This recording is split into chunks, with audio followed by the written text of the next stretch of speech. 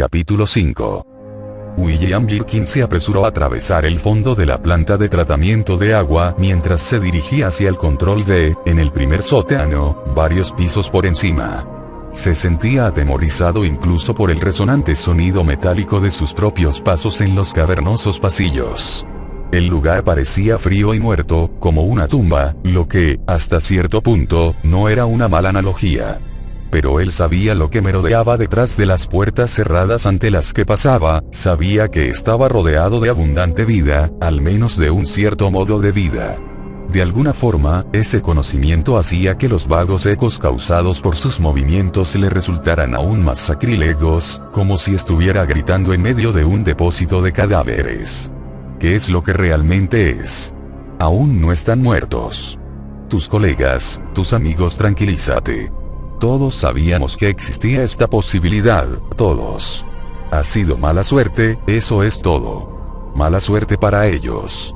Él y Annette se hallaban en los laboratorios de la ciudad, finalizando la descomposición de la nueva síntesis, cuando ocurrió el vertido.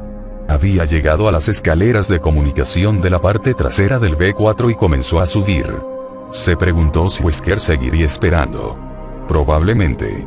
Birkin llegaba tarde. Le había costado abandonar su trabajo aunque fuera por un momento, y Albert Wesker era un hombre preciso y puntual, entre otras cosas. Un soldado. Un investigador. Un sociópata. Y quizá fue él. Quizá fue él quien provocó el vertido. Era posible. Wesker solo era leal a Wesker, y siempre había sido así, y aunque llevara mucho tiempo en Umbrella, Birkin sabía que estaba buscando la manera de salirse. Por otro lado, echarse piedras a su propio tejado no formaba parte de su estilo, y Birkin conocía a Wesker desde hacía unos 20 años. Si Wesker hubiera causado el vertido, sin duda no se habría quedado por ahí para ver qué pasaba. Birkin llegó al final del tramo de escaleras, dio media vuelta y comenzó a subir el siguiente tramo. Supuestamente, los ascensores seguían funcionando, pero no quería arriesgarse. No había nadie por ahí que pudiera ayudarlo si algo iba mal. Nadie excepto Wesker, y a juzgar por las apariencias, el capitán de los Stars había decidido marcharse a casa. En lo alto del segundo tramo, Birkin oyó algo, un sonido suave que provenía de detrás de la puerta que daba acceso al segundo nivel de los sótanos. Se detuvo un instante y se imaginó a algún desgraciado tras la puerta. Tal vez estuviera golpeándose irracionalmente una y otra vez contra el obstáculo en un vago afán de salir de allí. Cuando se identificó la infección, las puertas interiores se cerraron automáticamente atrapando a la mayoría de los trabajadores infectados y a los sujetos de estudio que habían escapado. Los corredores principales estaban limpios, al menos entre las salas de control.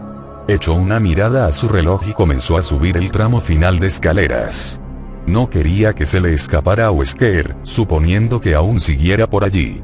Pero si Wesker no lo había hecho, entonces ¿quién? ¿Cómo? Todos pensaron que había sido un accidente, incluso él mismo, hasta hacía unas horas, cuando Wesker lo había llamado para explicarle lo del tren. Con ese ya eran demasiados accidentes.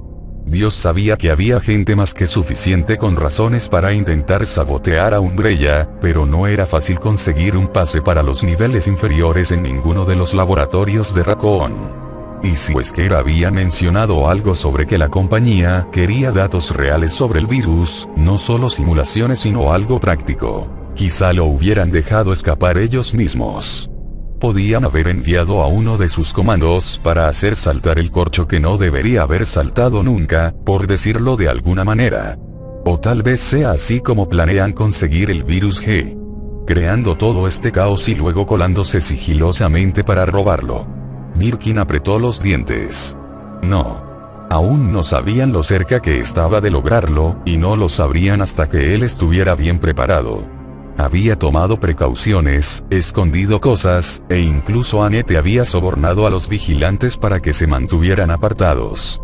Lo había visto ocurrir demasiadas veces. La compañía apartaba a un científico de su investigación porque quería resultados instantáneos, y para ello se la entregaba a gente nueva, y al menos en 2 casos que conocía directamente, el científico inicial había sido eliminado, la mejor manera de que no se pasara a la competencia. Pero a mí no me pasará. Y tampoco al virus G. Era la obra de su vida, pero lo destruiría antes de dejar que se lo arrebataran de las manos. Llegó a la sala de control que buscaba. En realidad se trataba de una plataforma de observación que compartía el espacio con el generador auxiliar de la planta, que afortunadamente se hallaba en silencio. Las luces no funcionaban, pero mientras avanzaba por la pasarela metálica vio a Wesker sentado ante las pantallas de vigilancia, con la espalda recortada contra el destello de los monitores. Como hacía a menudo, Wesker llevaba puestas las gafas de sol, una costumbre afectada que siempre había irritado a Birkin. Era como si el tipo pudiera ver en la oscuridad. Antes de que le anunciara su presencia, Wesker ya había alzado una mano, sin mirar siquiera por encima del hombro, para que Birkin se acercara. «Ven a ver esto». Su voz era autoritaria y urgente. Birkin se apresuró a unirse a él y se inclinó sobre la consola para ver lo que tanto interesaba a Wesker. Este tenía la vista fija en una escena del centro de formación, en lo que parecía la videoteca del segundo piso. Un recluta vagaba por la sala. Era evidente que estaba infectado y llevaba el uniforme de trabajo manchado de sangre y otros fluidos. Sin duda se lo veía mojado, pero Birkin no notó nada especialmente extraño en él. «No veo», comenzó, pero Wesker lo interrumpió. «Espera». Birkin contempló cómo el joven recluta, un chico que nunca llegaría a viejo gracias al virus T, chocaba con un pequeño escritorio en un rincón de la sala, luego se daba la vuelta y regresaba, tambaleándose como hacían todos los portadores, hacia los bancos de los ordenadores. La cámara lo siguió. Justo cuando Birkin estaba a punto de preguntar a Wesker qué estaban buscando, lo vio. «Ahí», indicó Wesker. Birkin parpadeó sin estar seguro de lo que había visto. Mientras volvía hacia los ordenadores, el brazo del recluta se había alargado y afinado, se había estirado casi hasta tocar el suelo y luego había vuelto a su forma normal. El proceso había durado menos de un segundo. «Es la tercera vez que pasa durante la última media hora», más o menos informó Wesker sin alzar la voz. El recluta continuó vagando por la reducida sala, y de nuevo pareció indistinguible de cualquiera de los otros condenados que aparecían en las pequeñas pantallas. «¿Un experimento del que no estábamos informados?», preguntó Birkin. Pero sabía que era improbable. Ambos estaban tan al corriente de todo como cualquier otra persona fuera de las oficinas centrales. «No. Mutación. Tú eres el científico, dímelo tú», replicó Wesker. Birkin reflexionó un instante y luego negó con la cabeza. «Supongo que sería posible, pero no lo creo». Observaron en silencio al soldado durante un momento, pero este volvió a cruzar la sala, sin que nada se alargase o cambiase. Birkin no sabía qué era exactamente lo que habían visto, pero no le gustó nada de nada. En la complicada serie de ecuaciones en que se había convertido su vida, entre su trabajo y su familia, entre los desastres de Raccoon y sus sueños de conseguir crear artificialmente el virus perfecto, lo que habían visto era una incógnita. Era algo nuevo.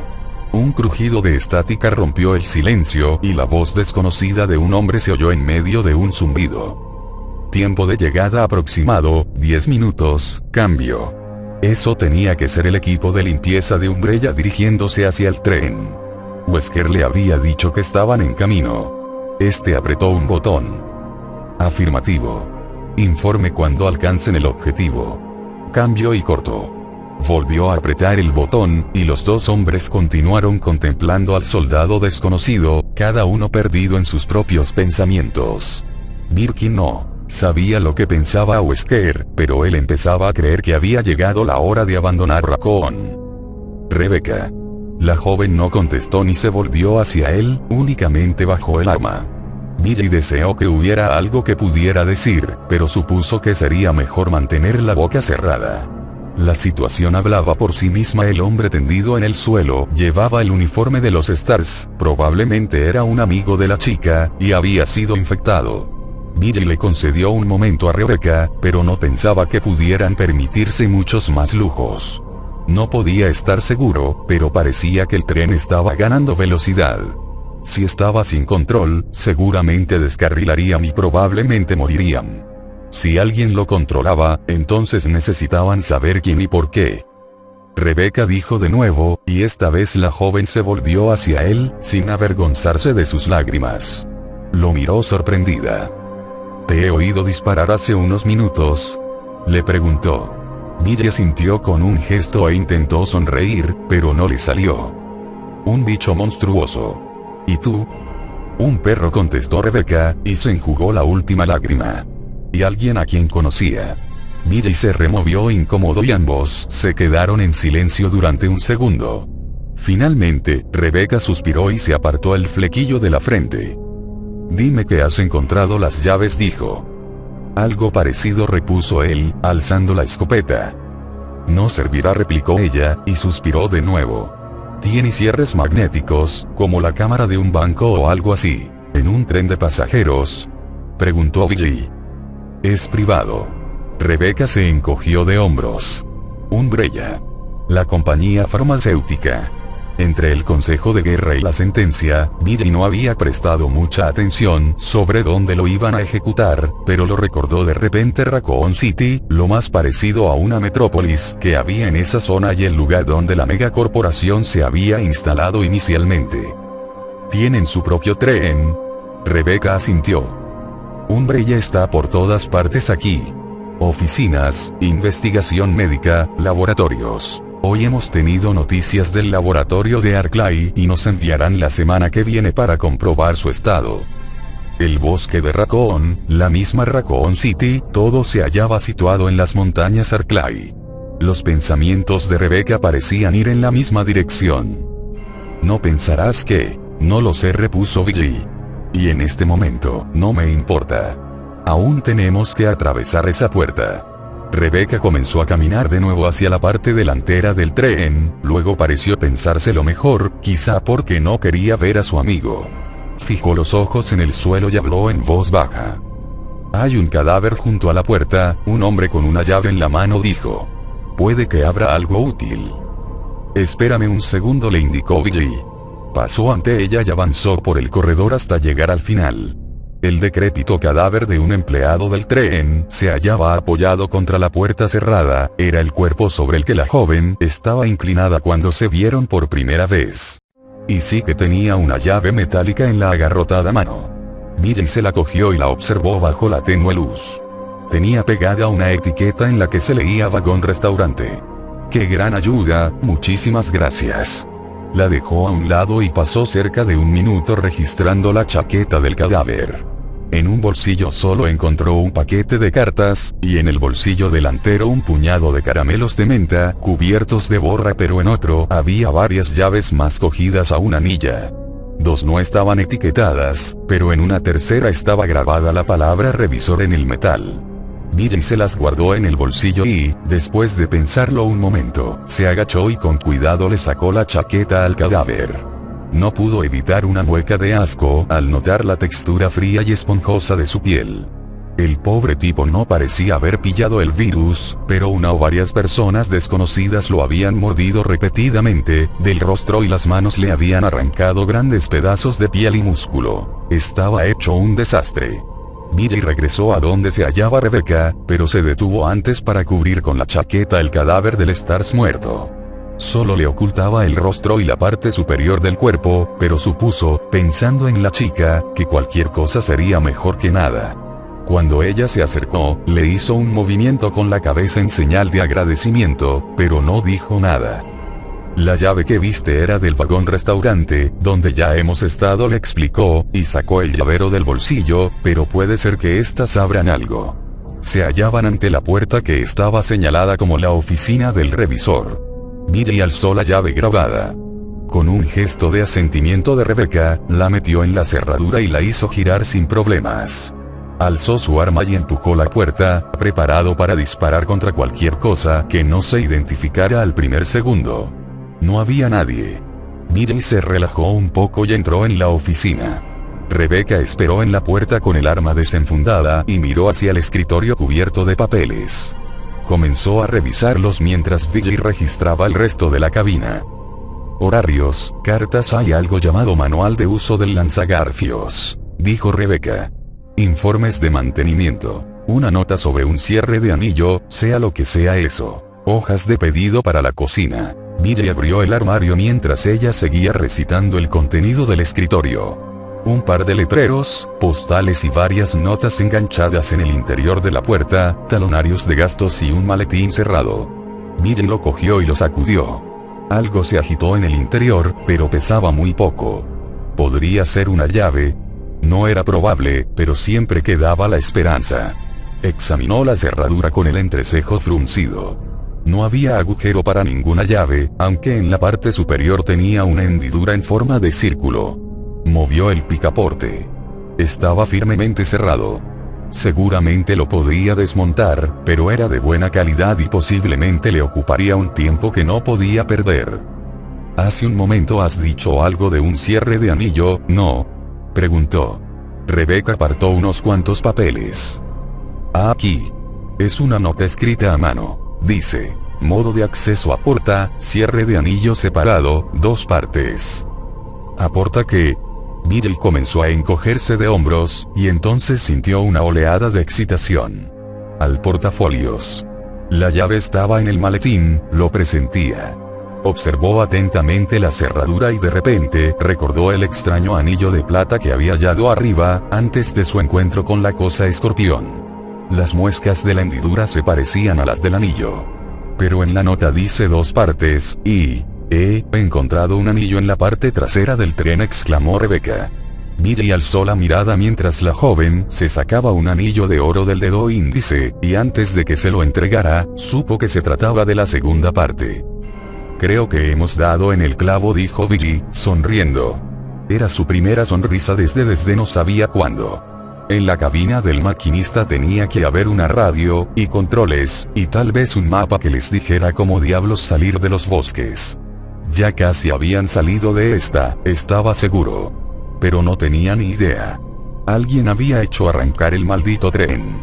Era posible que alguno de los empleados siguiera vivo, pero Wesker supuso que lo más seguro era que uno de los portadores, con el cerebro hecho papilla, se hubiera caído sobre los controles. En cualquier caso, el piloto del helicóptero ni siquiera había dudado, simplemente había cambiado el momento de llegada en unos cuantos segundos. Lo habían alcanzado a tiempo. Si no lo detenían, el tren se iría directo contra el centro de formación y se estrellaría, y lo último que necesitaban era llamar la atención sobre cualquiera de las áreas infectadas que se habían aislado. Nos desplegamos ahora, cambio. Wesker esperó. Podía oír el ruido del helicóptero en el fondo, incluso podía oír las cuerdas por las que descendían los hombres cortando el viento. Deseó a medias estar allí, a punto de pisar el maldito tren, que avanzaba a toda velocidad bajo la noche tormentosa, con el arma desenfundada, y los enfermos andantes esperando encontrar el descanso eterno en medio de un baño de sangre y huesos. Mirkin le interrumpió su agradable fantaseo. Había inquietud en su voz y su actitud mientras extendía la mano para tapar el micrófono con la palma. ¿Estás seguro que esto es el virus? Quiero decir, no podría tratarse de un secuestro o de un fallo mecánico, quizá. Quiero decir, sabemos sin duda que ese equipo está aquí para encargarse del tren. Wesker suspiró internamente. William Birkin era un hombre inteligente, pero también obsesivamente paranoico. Su convicción de que Umbrella quería robarle su trabajo era de una intensidad casi infantil.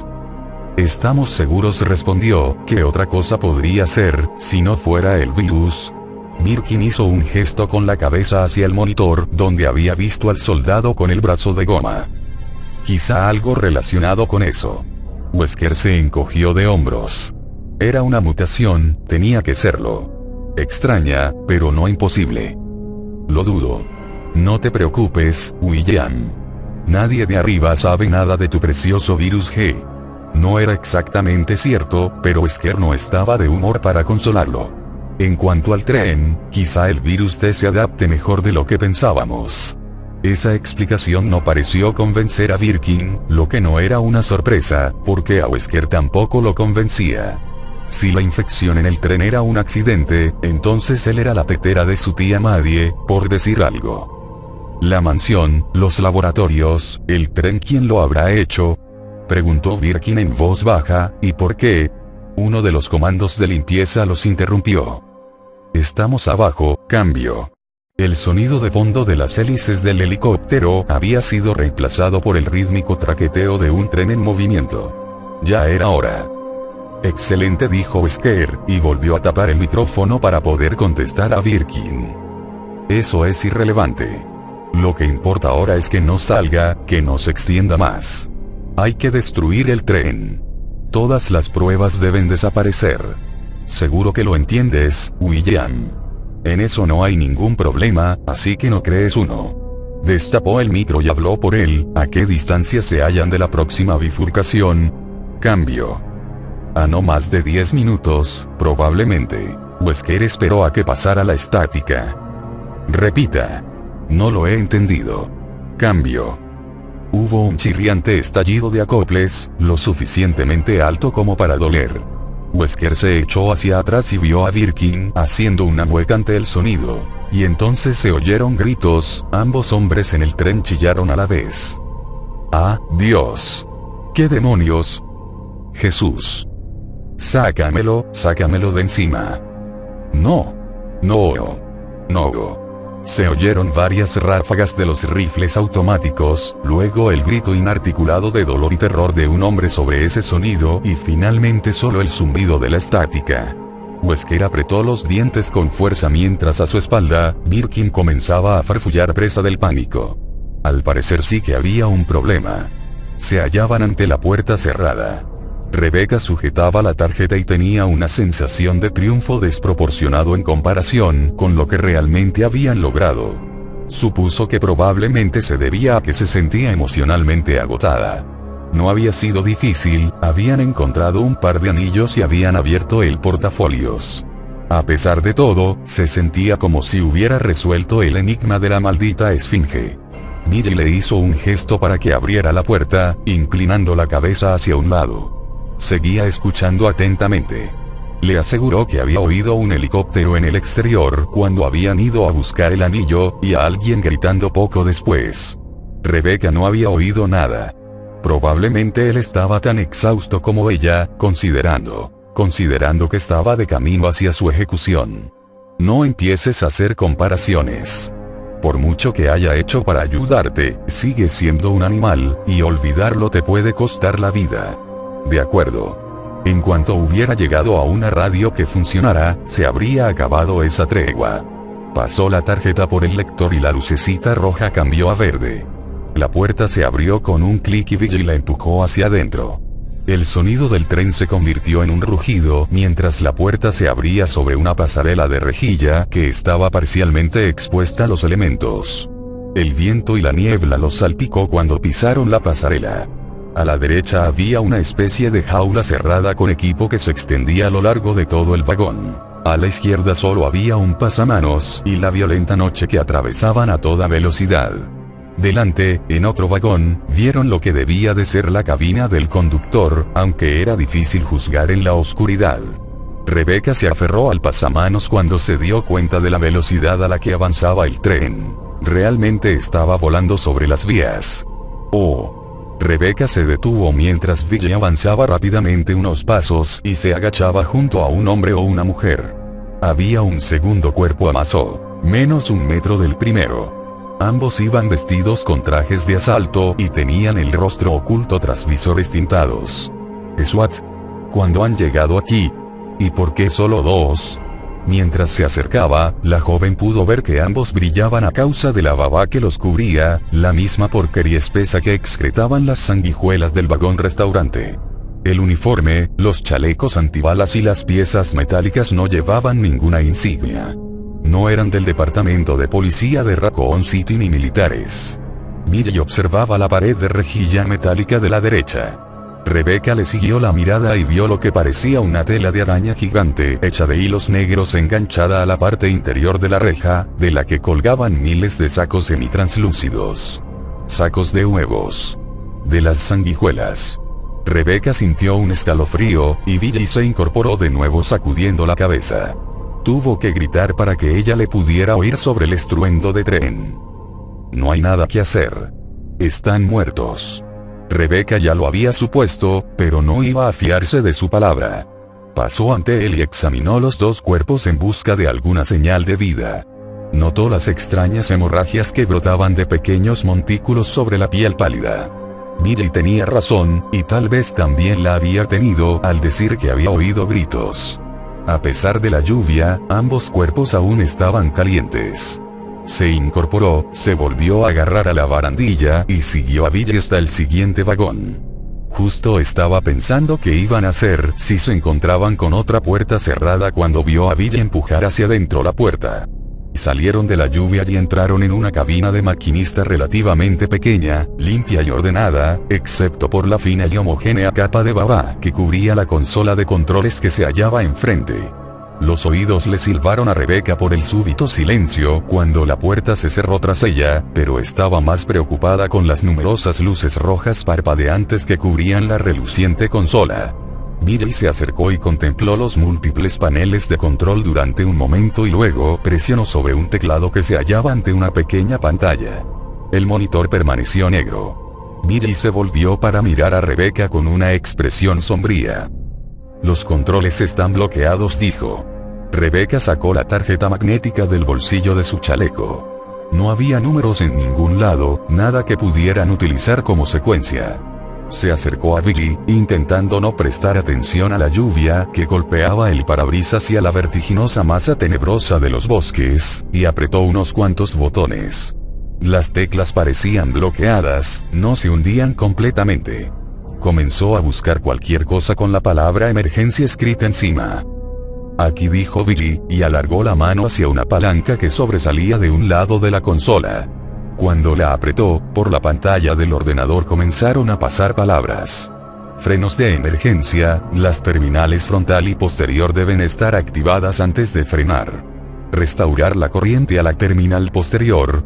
Eran los controles que Rebecca había visto al final del tren. Millie apretó la tecla de activación.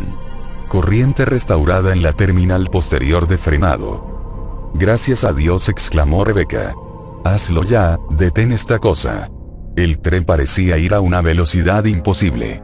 El rugido de los motores era más estruendoso que antes y parecía a punto de llegar a un volumen de paroxismo. Millie apretó la palanca. Se movió con facilidad, con demasiada facilidad, y nuevas palabras recorrieron la pantalla.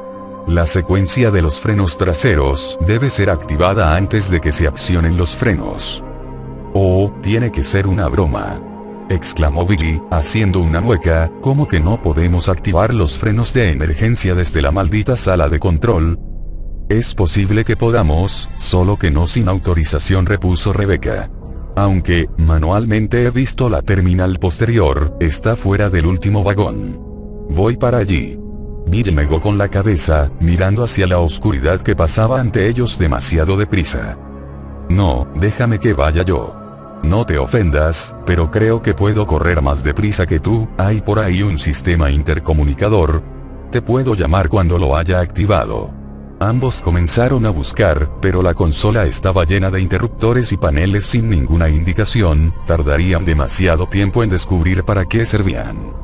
Rebecca comenzó a decirle que tendría que correr, y por la gran velocidad a la que parecía avanzar el tren, seguramente tendría que hacer un sprint, cuando de repente se acordó de Edward. La radio de Edward, dijo. La tenía antes de que todavía debe de llevarla encima. Millie ya corría hacia la puerta. La cogeré de camino. Ten cuidado. Millie asintió con un gesto y lanzó otra mirada hacia el exterior. Estate preparada para darle a los frenos desde aquí. Tengo la sensación de que, de una forma u otra, vamos a parar muy pronto. Abrió la puerta hacia el estruendo, y salió. Los segundos pasaban lentamente. Rebecca se aseguró de que su radio estuviera funcionando y mantuvo la mano sobre la palanca de frenos mientras contemplaba la noche. El tren tomó una curva demasiado rápido, y Rebecca cerró los ojos rogando para que la máquina descontrolada se mantuviera en la vía e imaginando que sentía elevarse las ruedas para luego volver a caer sobre los raíles. Millie tenía razón, de una forma u otra, no iban a ir mucho más lejos. ¿Por qué tarda tanto? Solo habían pasado unos minutos, pero eso ya era mucho. Agarró la radio y apretó el botón para transmitir. Billy, ¿me oyes? ¿Cuál es tu situación? Cambio. Nada. Billy. Esperó mientras contaba lentamente hasta 5 y el corazón empezaba a latirle a toda prisa. Vio que se acercaba a otra curva. Billy, ¿me oyes? Mierda. Quizá no hubiera encontrado la radio, o igual había olvidado encenderla. O algo había pasado con los controles y no los podía activar. O está muerto. Quizá algo lo haya atrapado.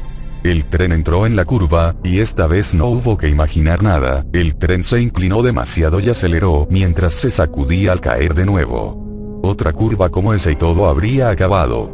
Tendría que ir ella a la parte trasera. No había tiempo, pero tampoco tenía otra opción. Ahora, Rebecca vio una masa borrosa a la derecha del tren, pero desapareció tan rápidamente que no supo lo que era hasta que hubo pasado el andén de una estación. El andén de la estación, y eso significaba que lo único que quedaba delante era el lugar donde guardaban el maldito tren, y eso significaba que tal vez ya era demasiado tarde. «Sujétate», gritó por la radio mientras agarraba la palanca y la apretaba con todas sus fuerzas. Algo avanzaba hacia la ventanilla frontal, una oscuridad más profunda que la de la noche. Un túnel. Los frenos chirriaban mientras el tren se lanzaba hacia la negrura y partía alguna débil barrera de la que pasaron trozos de madera volando por delante de la ventana. El tren se inclinó de nuevo, pero esta vez no recuperó la estabilidad. Rebecca oyó su propio grito junto con el chirrido del tren, que caía contra el suelo y comenzaba a deslizarse. El metal se rasgaba y saltaban chispas como si fueran unos fuegos artificiales infernales. La pared se convirtió en el suelo, y Rebecca se golpeó contra él mientras la locomotora se estrellaba contra algo aún más duro y se apagaban las luces.